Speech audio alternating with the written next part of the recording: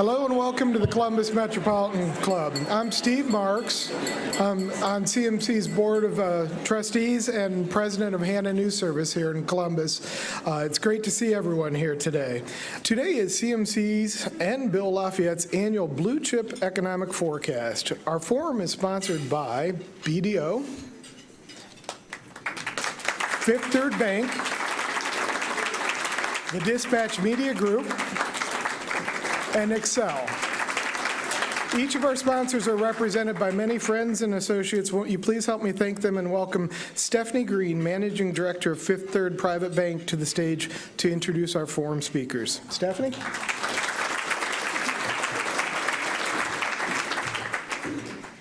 Good afternoon. Thank you, Steve, and thank you, Columbus Metropolitan Club. I also need to thank Andy Campbell for not including another bad economist joke in the script today, so thank you, Andy. Fifth Third Bank is proud to support the Columbus Metropolitan Club as we convene weekly town hall meetings on important community topics. We are better as a community when many come together to break bread and discuss the matters of our times. And so, here we sit at the dawn of a new decade with record stock market peaks and in a city that is experiencing tremendous growth. However good things may appear, it's always wise to be cautious. And predicting the future is tricky business. But listening to experts for insight, good data, and guidance will aid us as we look ahead. So please join me in welcoming our speakers today. First, we have a senior economist with the Huntington National Bank, Mr. George Mokrzan.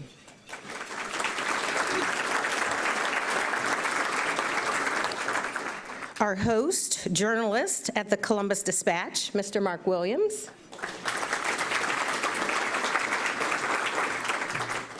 And founder of Regionomics, Mr. Bill LaFayette.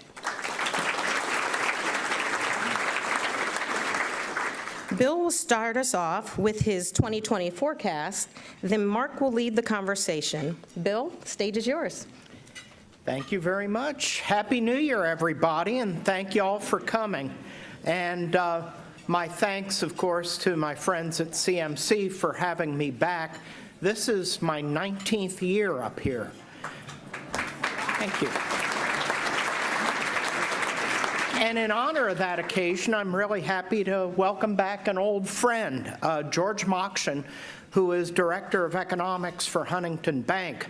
George collaborated on this forecast when I was at the Columbus Chamber. Also back as our moderator is Mark Williams of the Dispatch. This is Mark's 9th year on the stage with me. There's also a little present for those of you in the audience today. It's a flashlight. I'm obviously hoping to shed light on the 2020 economy. One little bit of guidance, you have to pull out the white tab at the bottom to make it work. In any event, though, last year made history.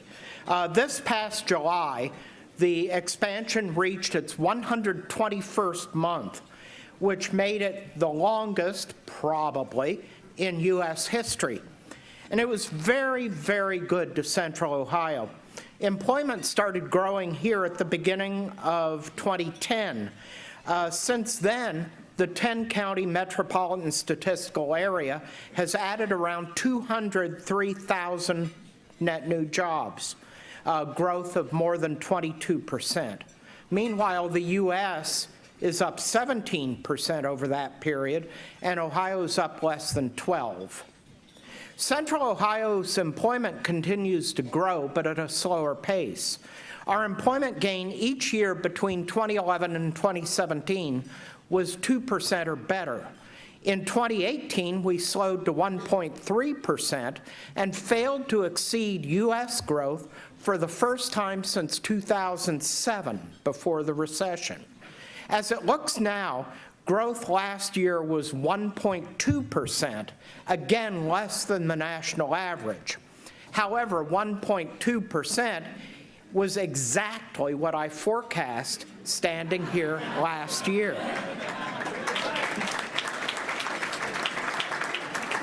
The 2020 forecast is my 21st. I'm predicting that this will be our 11th consecutive year of growth. Again, though, we should underperform the national average, but not to the same degree as we did last year. My forecast expects a gain of around 1%, something like 11,000 net new jobs.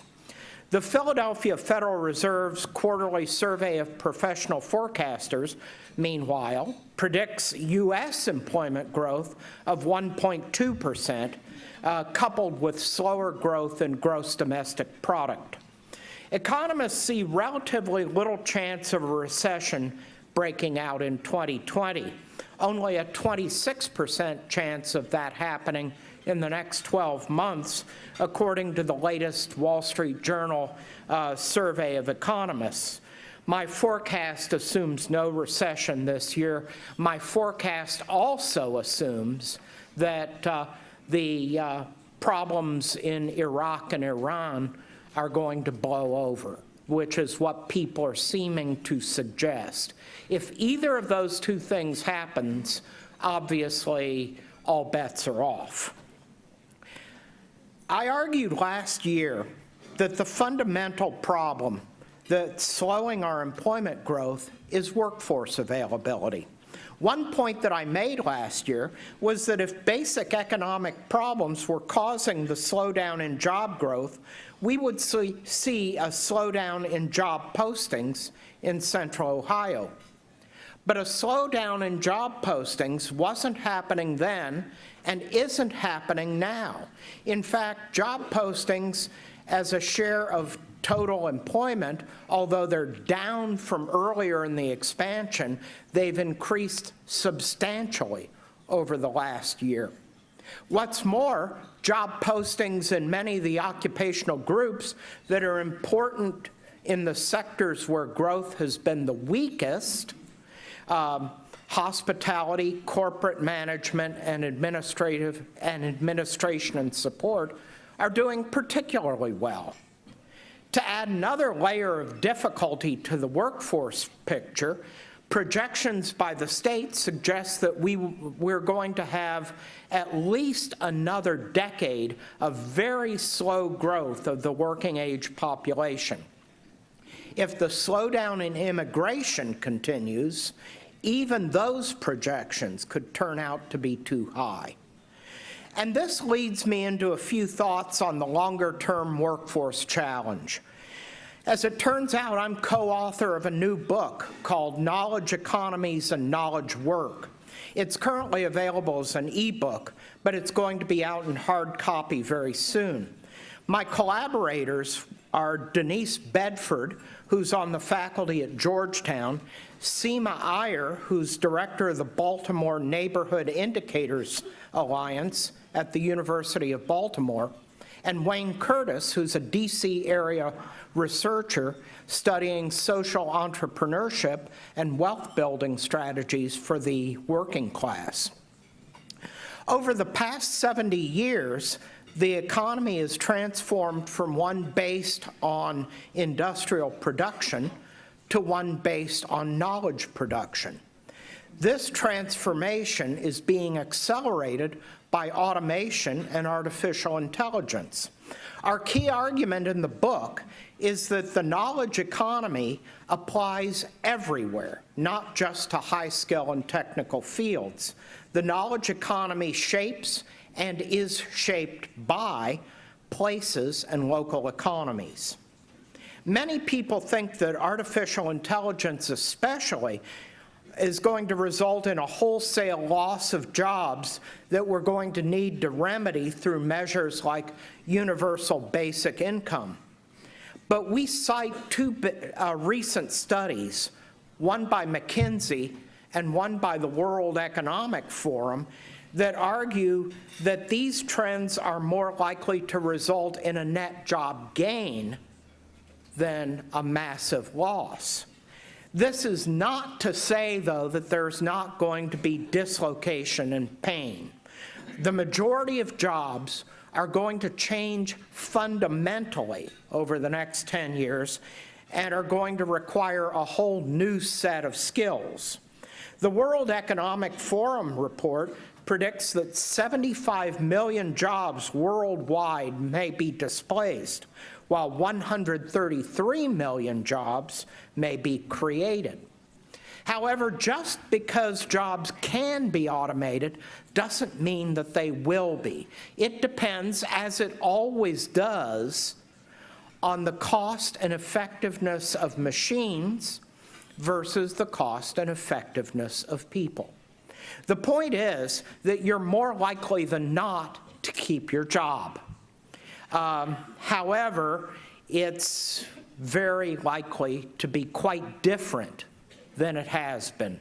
And regions are going to win or lose just as they did as manufacturing transformed the economy in the late 20th century. Education is absolutely crucial. It cannot be simply preparation for a career anymore.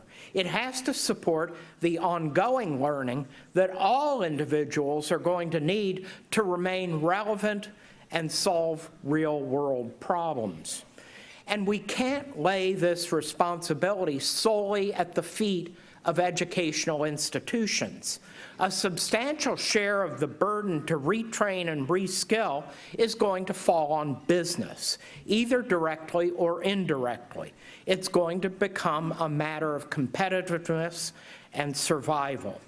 We have to continue to develop close day-to-day working relationships among firms, educational institutions, economic developers, and the workforce development community.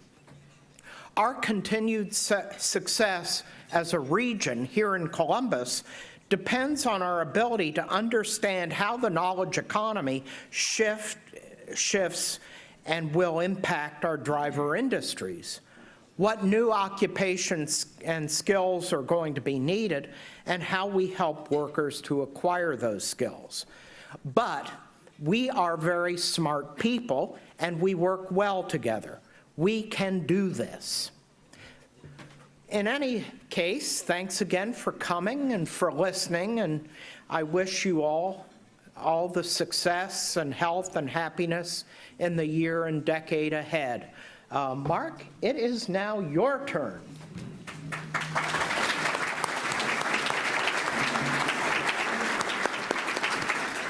Happy New Year, everybody. It's good to see you all here. I am amazed that 400 people show up to have a conversation about the economy. It's really, it's just really amazing to me. And thanks to the CMC and Bill for having me back to moderate again this discussion. And I'm really happy that George is joining us this year. Huntington has so many offices throughout the Midwest that it really gives George an insight that a lot of us don't have on how our neighbors' economies are performing, not just ours. And he will be an important part of our conversation today. Before I go on, I wanted to take a quick moment to remember a colleague who unexpectedly passed away last year. Many of you know Jim Siegel, either from his work at the State House as one of the finest State House reporters that I ever knew, or from his regular appearances here at CMC talking about legislative issues.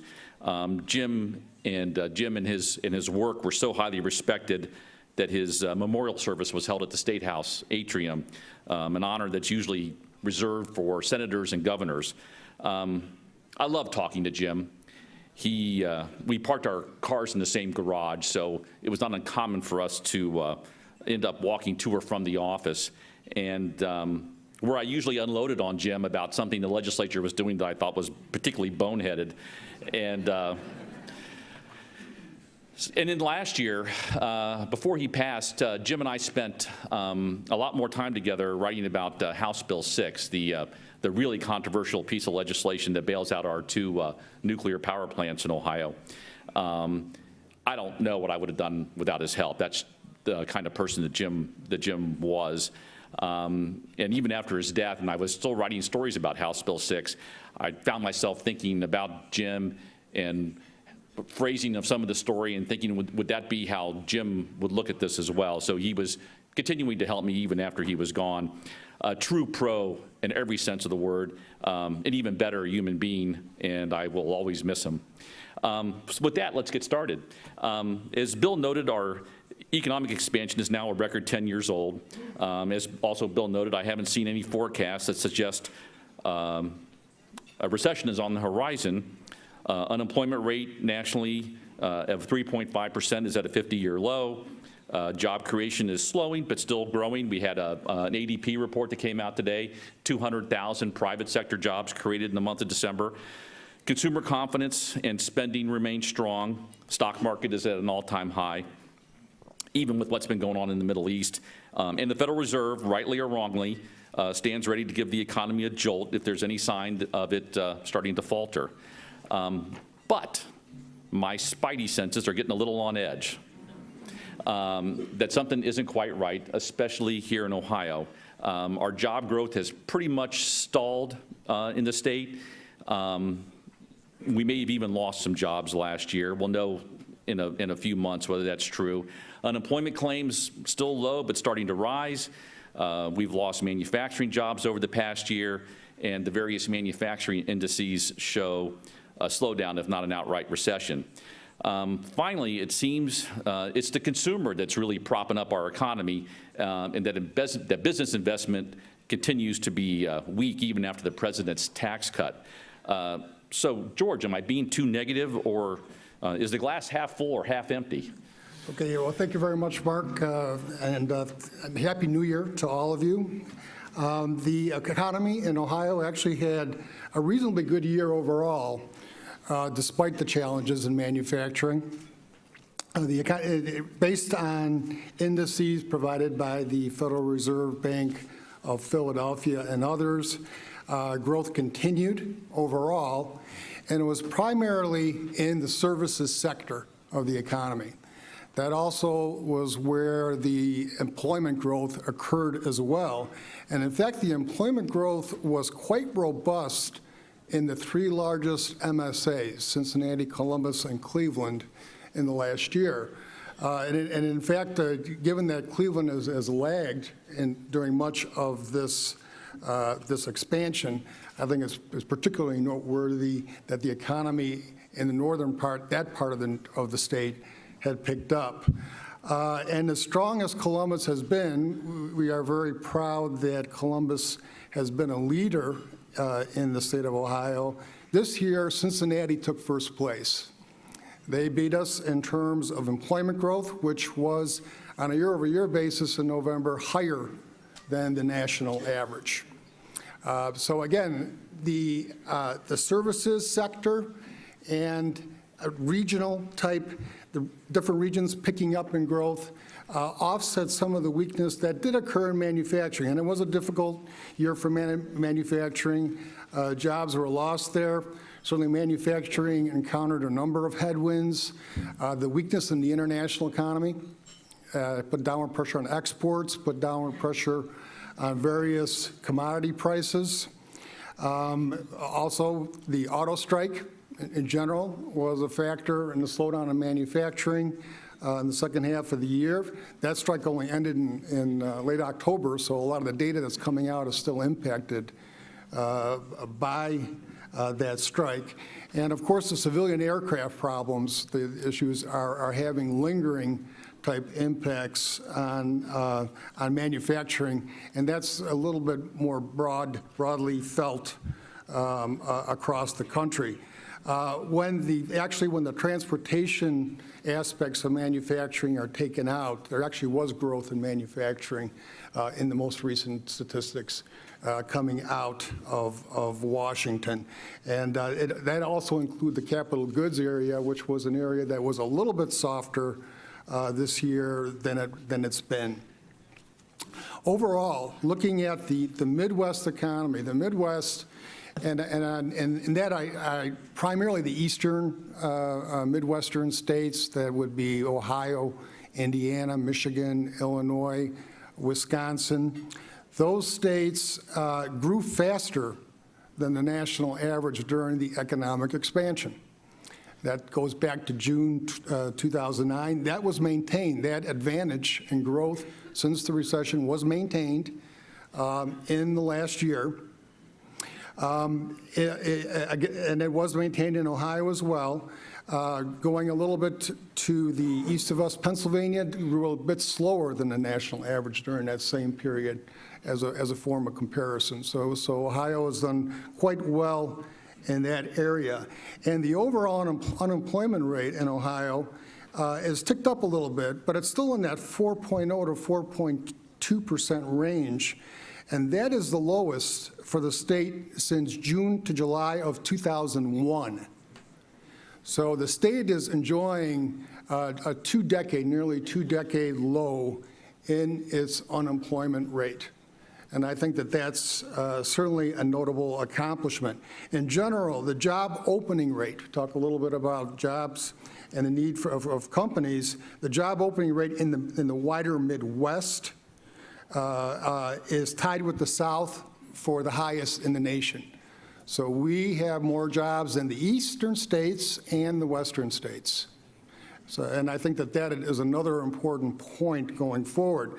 Housing markets in Ohio have been above the national average in 2019, as reflected by the FHFA House Price Index, which at least through the third quarter grew at about 4.9% versus 4.6% for the nation. And consumer confidence in our region, part of the Midwest, is really at a very high level. It's the highest since 2001, and currently it is higher than the national average. So despite the challenges, which are there, the overall economy is doing quite nicely. And a lot of that is because there has been a transformation in the last 20 years. The economy is becoming more and more service-oriented, and that's across the board in these states. So Michigan, as well, is doing an excellent job as far as that goes, as well as Illinois. So service-oriented jobs, and the large MSAs in Ohio in particular in the last year had done an outstanding job, above-average job for many of the areas in the Midwest. Certainly, the unemployment rates, it's not unusual now to see 3% unemployment rates. The 3.7 in Columbus, seasonally adjusted, 3.8 in Cincinnati. 4.1 in Cleveland is quite good, again. So lower than the overall state average. So again, there's a bit of a dichotomy that the smaller MSAs are not doing quite as well as the three largest MSAs. In terms of going forward, we'll probably talk about this. Certainly, a lot of the trade policy uncertainty, which was, I think, a factor weighing on business confidence in 2019. That's my next question, George. Yeah, that should be going down, given the USMCA and also the phase one of the China trade deal. Also, the Federal Reserve, which was tightening monetary policy in 2018, probably a bit too much, has actually been easing monetary policy last year, and we're likely to feel the positive effects from that in the coming year, a positive stimulus from monetary policy. So again, some positive areas coming forth in the next year that should keep the economic expansion going, both nationally and here, and probably give some lift to manufacturing as well. Yeah, so we have in prior forums, Bill and George talked about President's trade policies and tariffs, and we have seen some of the stories about individual companies that have been hurt by some of the tariff policies. Also, too, farmers have been hurt a lot by what's been going on with trade with China. As George was talking about, we do have the new trade deal with the Canadians and the Mexicans, and we have this at least this partial deal with the Chinese. If you guys could elaborate, and George, a little bit more on what it is, what do those deals mean for our economy in Ohio and nationally? I think it reduces the uncertainty. During the year, it wasn't clear whether tariffs would be implemented even on automobiles going across the borders, which is a huge, obviously, product of our region.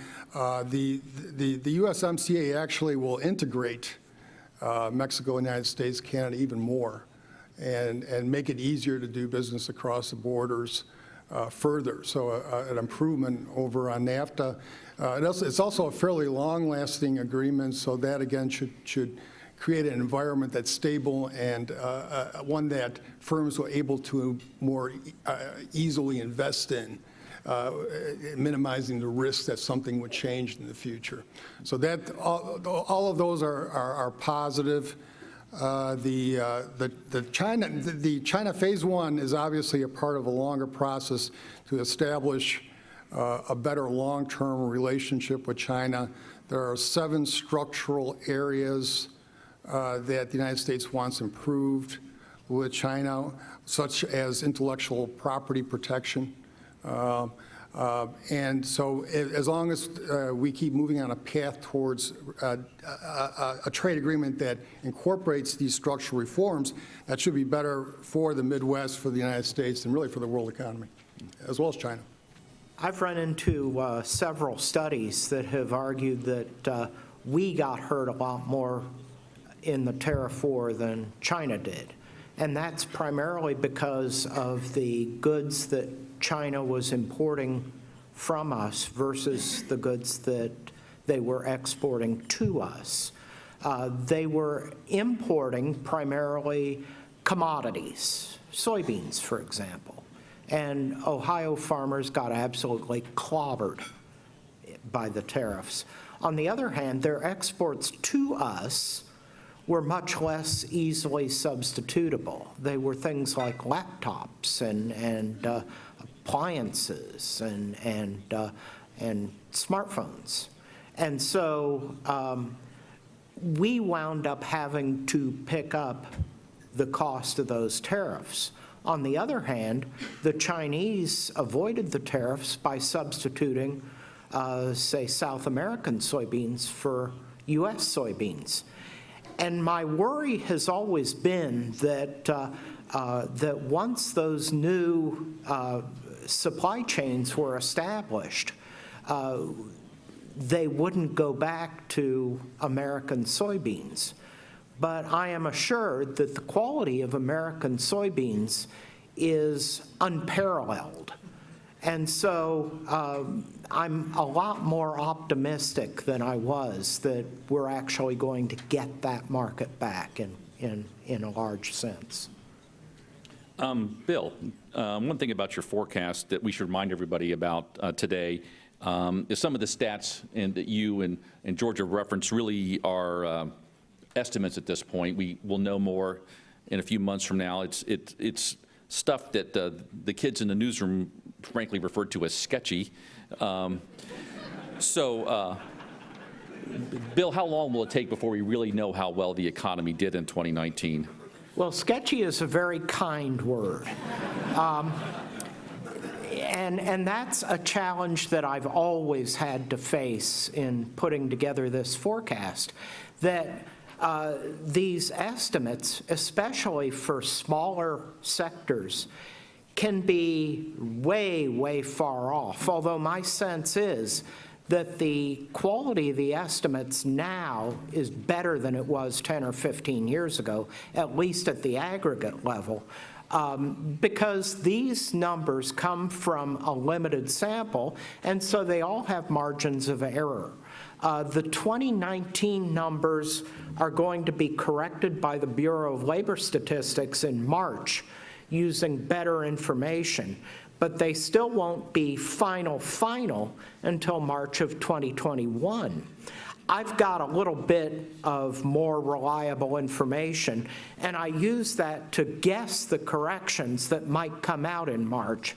And you see that in the forecast that you have in front of you, in the blue numbers in that table. The blue numbers are not BLS numbers, they're mine. And if you're watching on TV, I'm going to have this forecast posted on my website, regionomicsllc.com, within the next few days. So we're going to get data for the full year from that more reliable source in September. We're going to have a very good idea then of how we really did in 2019, but the book won't absolutely be closed until a year from March. So tune back in. So we are getting close to, oh, I'm sorry, go ahead, Just one George. note on data, that's the key, is to bring in data from many different sources, to compare them, to see if they support each other.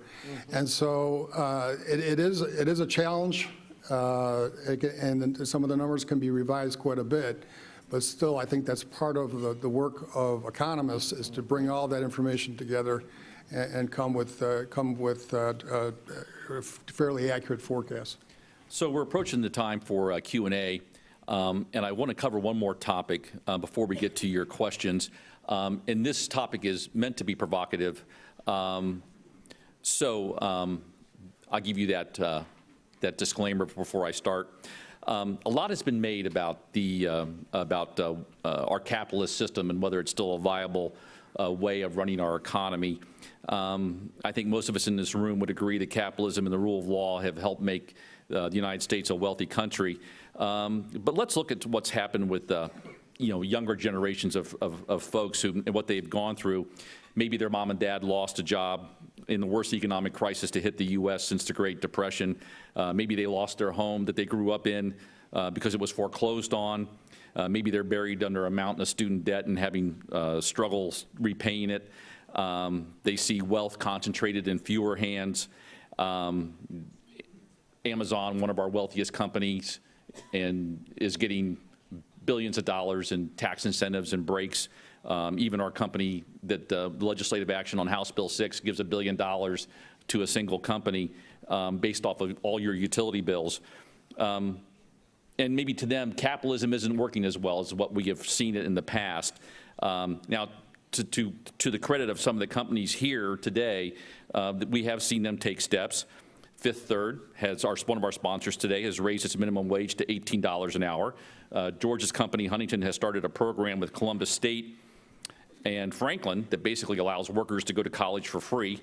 But what else can we do when it comes to capitalism? I mean, are there things that we need to look at differently, or things that we need to change that can have, I don't know, restore our faith or restore more faith in how we've done things in this country?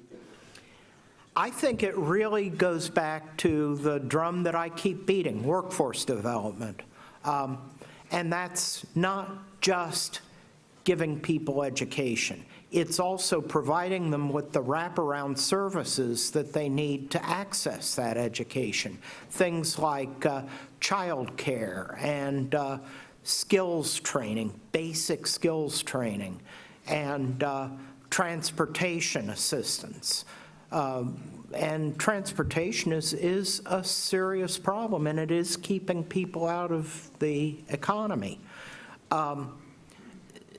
As we do that, people become more skilled, and as they become more skilled, their work is worth more and their wages go up. But there's still a substantial fraction of people who have to cobble 2 and 3 jobs together just in order to keep a roof over their head. And they're not getting ahead. If you earned more than 90% of all the workers in Central Ohio in 2018, you made $94,007. That is 2.2% more after inflation than you made in 2010. 4.5% more than you made in 2007. If you earned less than 90% of all workers. You made $20,000 in 2018, and that's 1.1% less after inflation than what you made in 2010. Nobody can keep a roof over their head making $20,000 a year. So again, I think it boils down to workforce development. Higher wages benefit everybody simply because people in lower income brackets spend a greater share of their earnings. And so that juices the economy. George? No, I actually agree with a lot of what Bill is saying with regards to workforce development. Although I do think that what could be done is even broader than some of the suggestions that Bill has made. I think it does go down to the community level, to the school level, to the family level, to the policy levels, to encourage all of it. There's a lot that needs to be done. Businesses need to do more in order to train workers, get maybe involved in earlier stages, internships, other training programs. Actually, there are models abroad for, Germany actually has a pretty good model for doing that. Maybe helping individuals get into the system in various ways. That would certainly help them thrive in the capitalist economy, which still is the best function in the world. We just saw not too long ago the communist countries coming over to the free enterprise system, and generally they love it, even those there who did well under the previous systems. So again, I think that I do agree with Bill, and I think there's a lot that could be done. And this is probably an area of discussion that probably could go on as well. Channeling Churchill, capitalism is the worst economic system except for all the others. Yeah. So with that, it's time for the questions to begin. I am going to save the speech about all the rules, blah, blah, blah, blah, blah, state your name and ask your question, that kind of thing. Also, too, I'm told that so the microphone is over there. People can queue up. We also, I'm told, the CMC now taking questions online, and I already have a few. So, Bill, first one for you. This is from Chris Cloth. I hope I say that name the right way. How does the blue chip economic forecast help us to understand the economic forecast for people in Central Ohio who are struggling to make ends meet every day? Well, again, I think it's helpful in a sense to know that to know whether we're growing or contracting, what areas of the economy are growing or contracting. The problem with this forecast, and the problem with most forecasts, is that it's an industry forecast. It's not an occupational forecast. Occupational forecasts are harder. I've thought about doing them. But really, what we need is a forecast of how jobs will grow at lower skill levels, lower wage levels, and we don't really have that yet. Okay, first question from the audience. Yeah. Thank you, John Melkai with the BIA of Central Ohio. Thank you for being here today. Housing construction and housing starts have significantly underperformed job creation in Central Ohio over the last few years. In fact, this year we're on pace and we're waiting for our numbers to come in to build less homes than we did the year before. What are the long-term implications if we cannot build enough housing to accommodate the jobs that are coming to this region? And I would take that question further because this was actually on my list of things I was going to ask these guys today.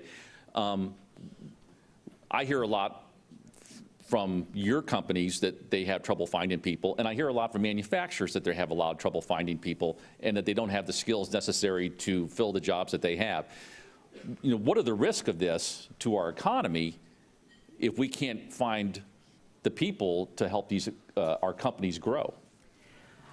I would argue that that what you quoted, John, is really a result of the workforce problem, just as our slower growth in the rest of the economy is a result. However, we are having a house built as we speak, so we're helping you out. But that said, the longer-term impacts of not filling the demand for housing are that in-migration to Central Ohio is going to slow because housing will become less and less affordable. Household formation will decline, and with it, household spending will slow. And we were basically going to have even harder a time filling jobs in the future than the very slow population, working age population projections that we're seeing for Central Ohio now. So it is a big worry. It's something I've been worried about. On the positive side, interest rates are coming down here a bit. Mortgage rates are coming down. And nationally, we're seeing housing starts pick up. There's been some double-digit growth in housing starts. So that's part of the equation. You get to get some better affordability to increase the building, and that is certainly an improvement. In general, housing affordability in the Midwest is much better than in the rest of the nation. So that should be an advantage in companies in trying to draw people here who are interested in settling down and buy a home. So maybe the word needs to get out that you can get quality here for a lesser price. No. Thank you. Next question.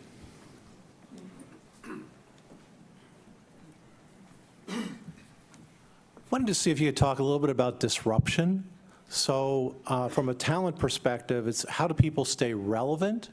And then from an organization or company perspective, how do you stay on top of your game and adapt to the future? I think that Nadella from Microsoft's talked about looking for team members who have a learn-it-all mindset versus a know-it-all mindset. So how do we adapt?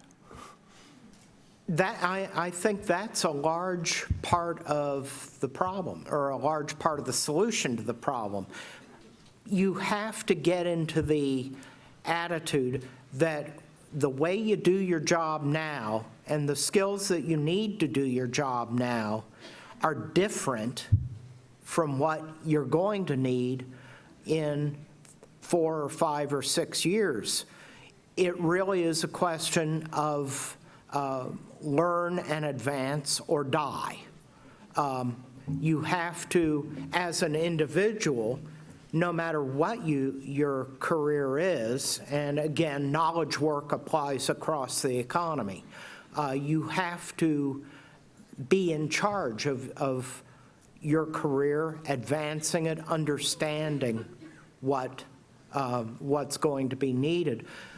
At the community and corporate level, what's needed is a clear sense of where the economy is going. There's a study being done right now looking at how we transition people from their current skills to these new skills. And so the community has a role to play, companies have a role to play.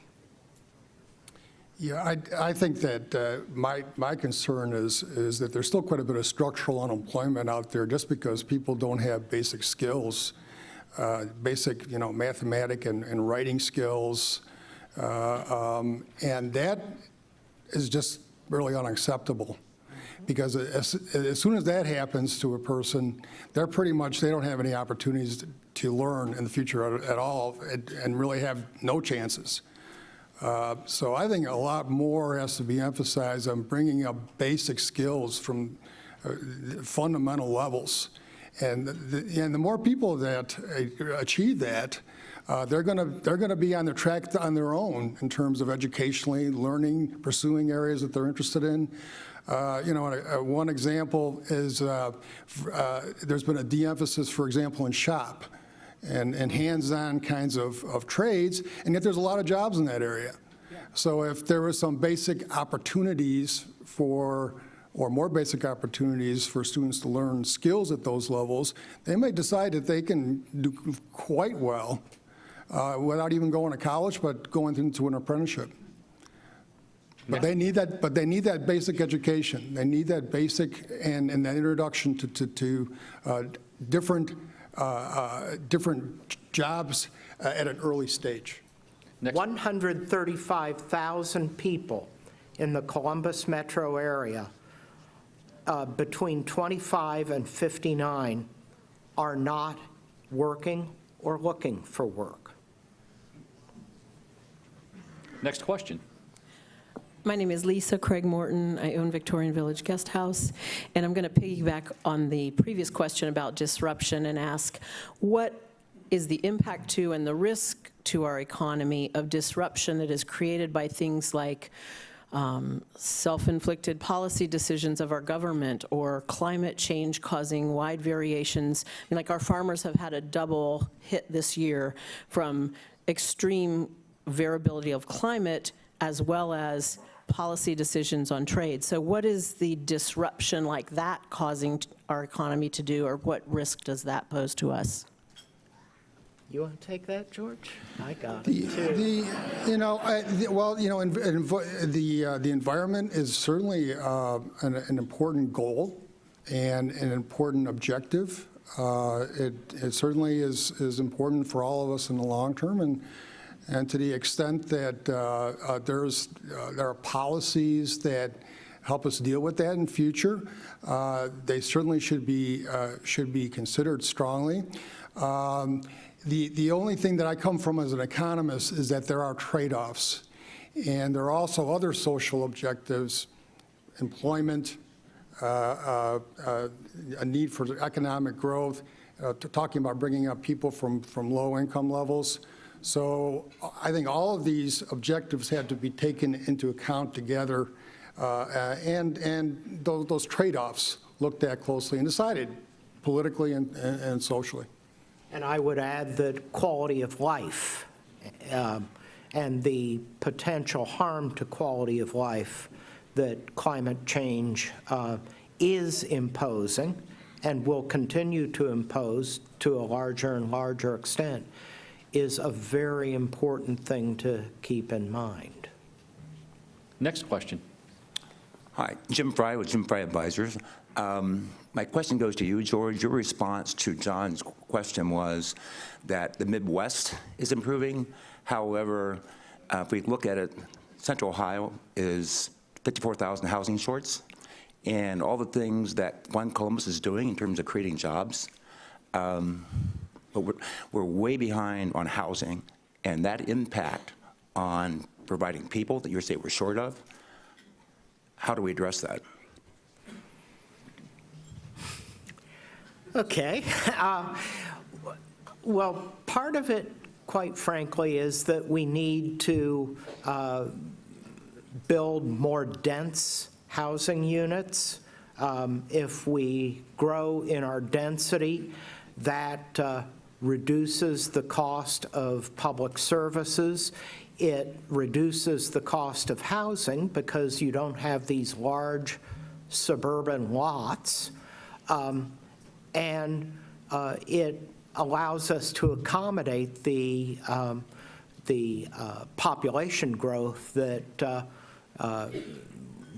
Insight 2050 and other folks are predicting. We're going from, according to that prediction, we're going from 2 million in the metro now to 3 million by 2050. And if we keep developing the way we've developed, we're not all going to fit. And so density is important, and fortunately, the demographic changes that we see coming down the pike are going to favor that kind of development. And so that and the fact that local jurisdictions who have control over zoning need to keep this kind of idea in mind. We cannot keep developing the way that we have developed. It's going to result in lower property values as the demand for those large suburban lots declines in the future. Columbus gets it in terms of density.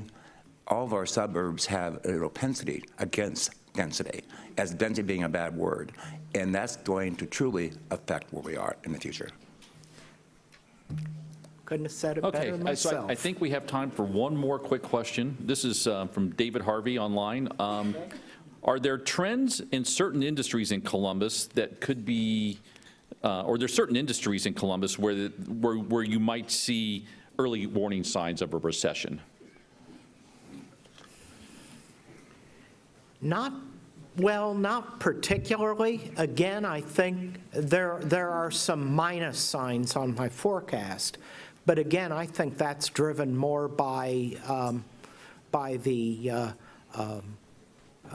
problems with workforce than it's driven by the underlying economics of the Central Ohio economy.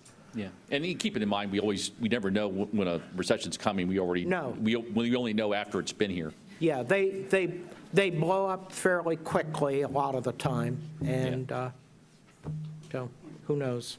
Okay, I'll turn over to Steve for closing arguments. Great. I hope you found today's forum enlightening.